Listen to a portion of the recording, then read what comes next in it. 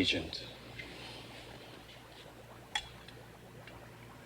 For Dr. Herbert West, the line between the living and the dead is blurrier than your vision without spectacles. West is obsessed with one thing, defying death itself. Our story begins in 1922, a time when science was pushing boundaries and the veil between life and death seemed ever so thin. We meet a young Herbert, already displaying a fascination with the macabre, a fascination fueled by a personal tragedy. But this isn't your feel-good resurrection story. West's experiments are an abomination, leaving a trail of chaos in their wake. But is West a hero or a villain? A madman or a misunderstood genius? Watch the video and decide for yourself. But before we go into explanation, we have a very small request. If you like our content, please support us by subscribing to our channel. This is a small click for you, but for us it means a lot. Thank you, and let's begin.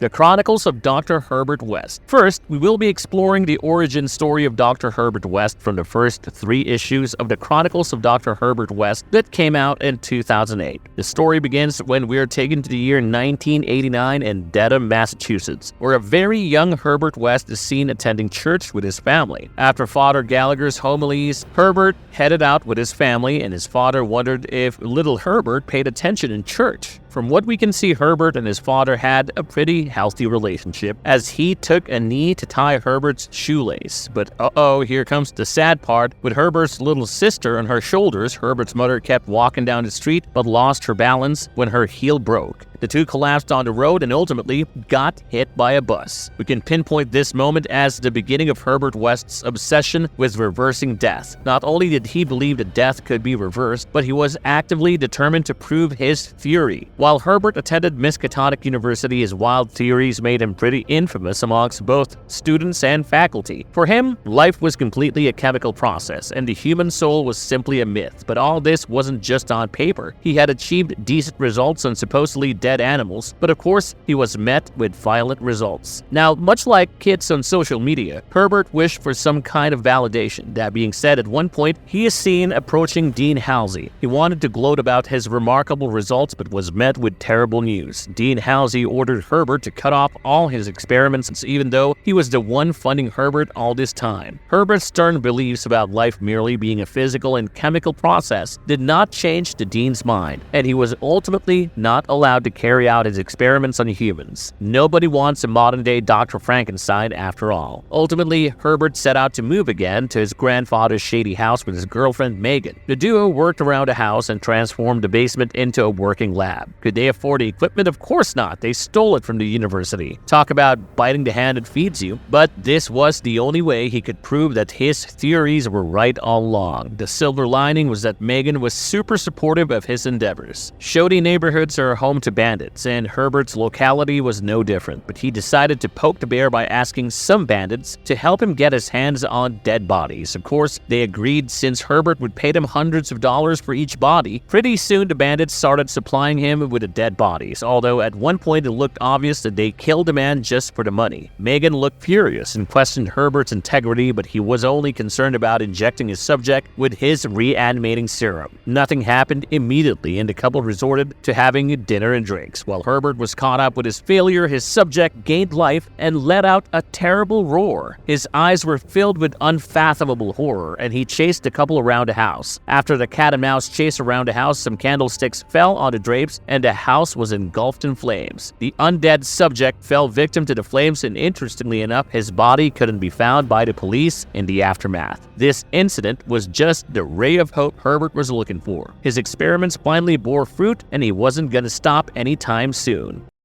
The Chronicles of Dr. Herbert West, Issue 2. Back at the university after graduation, a guy named Stein had become quite a celebrity in his first year as a resident. He had already saved many lives with his incredible skills. Of course, this upset Herbert since his intellect wasn't as obvious to everyone. Moments later, a gunshot victim was barged into the hospital and Herbert got ready for surgery. As soon as he saw the patient's blood, his brain took him back to the memory of his mother and sister getting killed by that bus. Like a dead man, hand, he couldn't move or speak and just kept staring at the blood oozing out of the patient's body. Luckily, Stein entered the room and ordered Herbert to get out since he was incapable of performing the surgery. Some time later, Stein successfully performed the surgery on that patient and was met with heavy praise, and of course for Herbert, this was like a kick to the face. Sometime later in the hospital cafeteria, Stein sat right next to Herbert and Megan as they were discussing him. After being insulted, Herbert walked away from the table in a fit of rage. Days later, he was seen trying to reach Megan. From this, we can assume that Megan had been avoiding him for some reason. Eventually, Herbert decided to wait at Megan's house. Someone opened the door, but it was not Megan. It was actually Stein who was there to pick her up for dinner. After a couple of lewd remarks from Stein's end, a fight ensued. Herbert eventually ended up killing him after cracking open his head with a vase. Just then, Megan walked in and she was flabbergasted. Herbert still had hopes of saving Stein and he ordered Megan to fetch him his bag. Herbert then took out a weird green serum and injected it into Stein's lifeless body. Within seconds, Stein's body twitched and he opened his devilishly green eyes. He went into a spree of madness, killing 8 people within minutes. After a lot of struggle and manpower, he was finally captured by the local police. Even after this mayhem, Herbert was unwilling to stop bringing the dead back to life.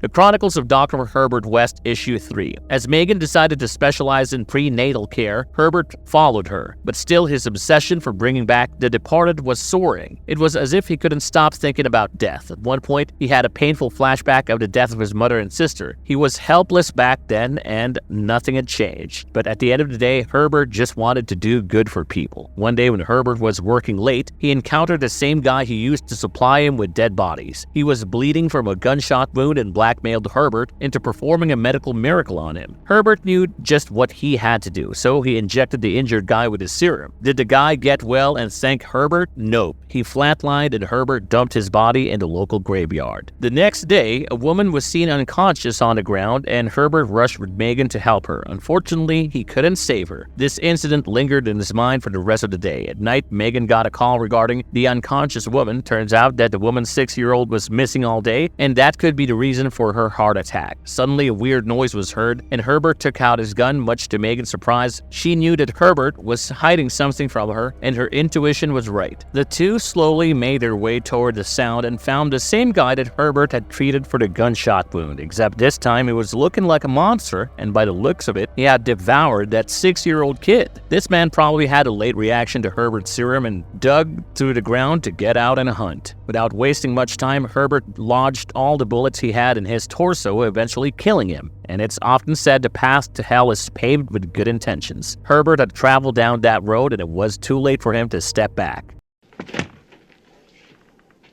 West, no!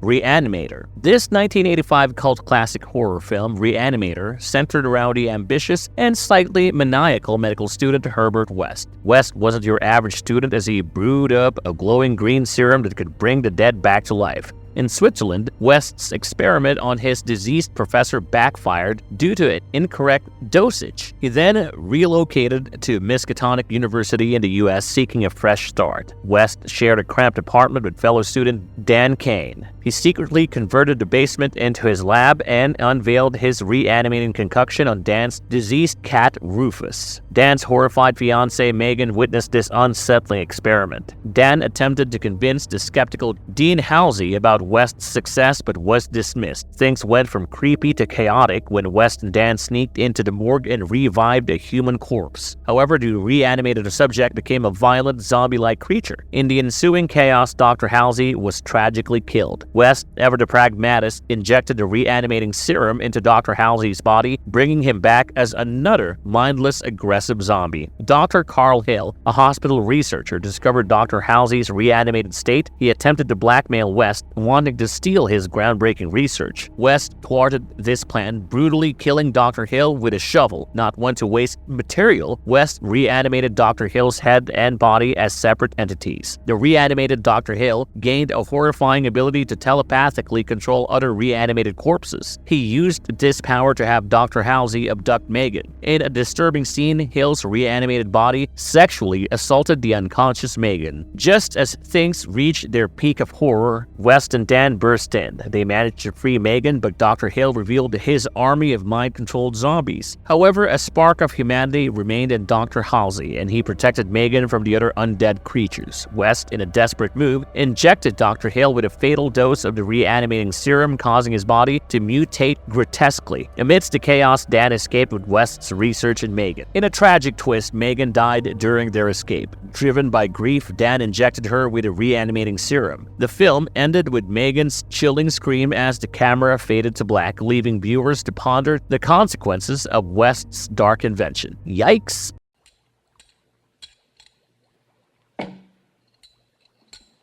Bride of Re-animater. This second film of the series began when 8 months had passed since the chaos at Miskatonic University, and Herbert West and Dan Kane were then deep into Peruvian Civil War's carnage. It was a macabre playground for West to test his reanimating serum, surrounded by casualties. Unfortunately, they were forced to return to Arkham, Massachusetts after being overrun from their medical tent. West and Dan returned to Miskatonic University Hospital to continue their medical duties. However, West couldn't help but be drawn to his basement lab. He discovered something terrifying here. His serum has the ability to reanimate body parts. Motivated by a perverse desire, he set his sights on a horrific objective: assembling an entire person from separate body parts. The heart of Dan's late fiancée, Megan Halsey, fell into their lap as a crucial component of this macabre project. In an attempt to con Dan into assisting him, West promised to use it to get her back. In the meantime, there was another sinister secret kept in the hospital morgue: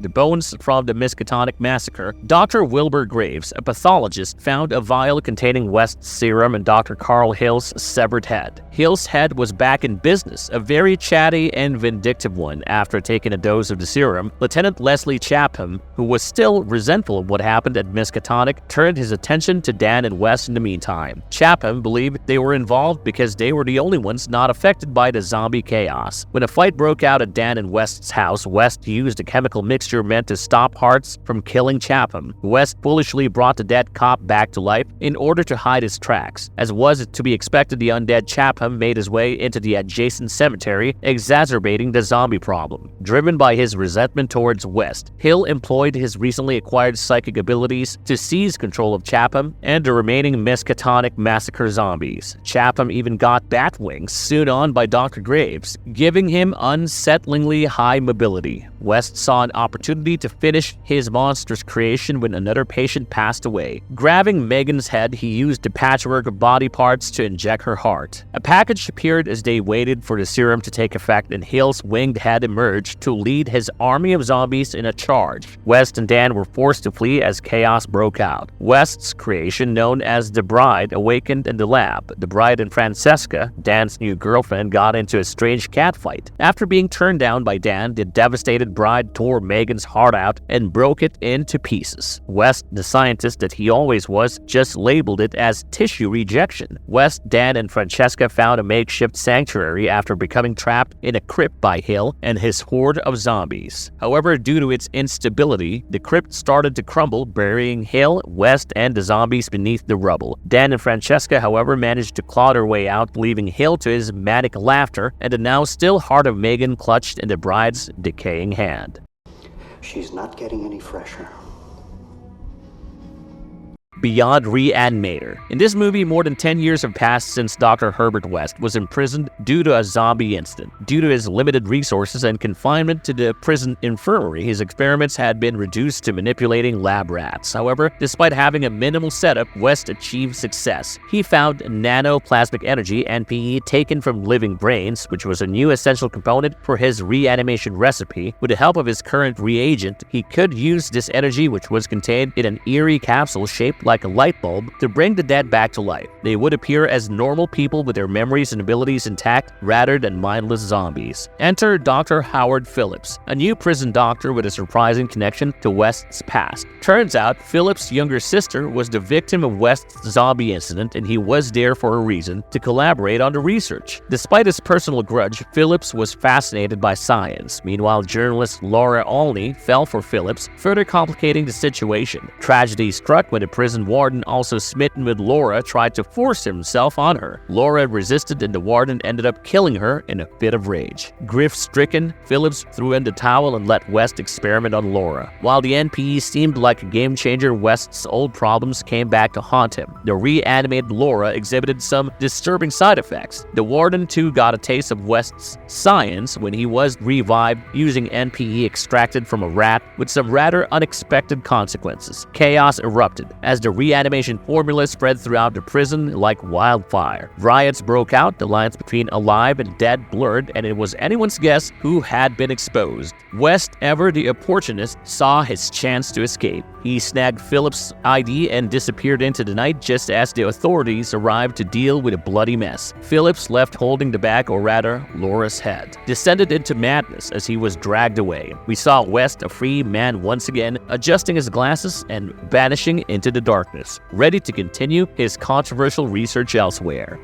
Herbert West vs. Ash Williams in The Army of Darkness vs. Re-animater. In 2005's Army of Darkness vs. Re-animater comic, the two horror icons first faced off. Ash and West clashed after Ash's most recent adventure landed him in a mental institution where West was conducting experiments on raising the dead. In his latest scheme to perfect his reanimation formula, West opened a portal to a parallel dimension, bringing a race of ancient beings known as the Old Ones to Earth. Although they originated from different cinematic properties, Army of Darkness vs. Re-animater united the two due to their shared Lovecraftian ancestry. Due to their common ancestry, the two were admitted to Arkham Lunatic Asylum. No, this isn't in Gotham, where Batman lives. That one's totally different. Being an anti-hero rather than an outright villain is something that West continues because of the way he is clumsily tampering with powers he does not fully understand. It resulted in a clash between the reluctant hero Ash and the irrational scientist. The continuing rivalry between Ash and Dr. West began with a 4-issue miniseries. In the 2012 crossover Prophecy, the two got back together. Despite Ash's mention of the Army of Darkness vs. Re-animater events, the conflict between Ash and West had not been resolved. The rivals squared off again in 2013. In this light-hearted adaptation of Lovecraft's original work, Ash assumes the role of the story's anonymous narrator. The Army of Darkness comics are known for their gory and bloody scenes, but these crossovers tend to emphasize the two characters' shared heritage by incorporating more Lovecraftian monsters and slimy flailing tentacles.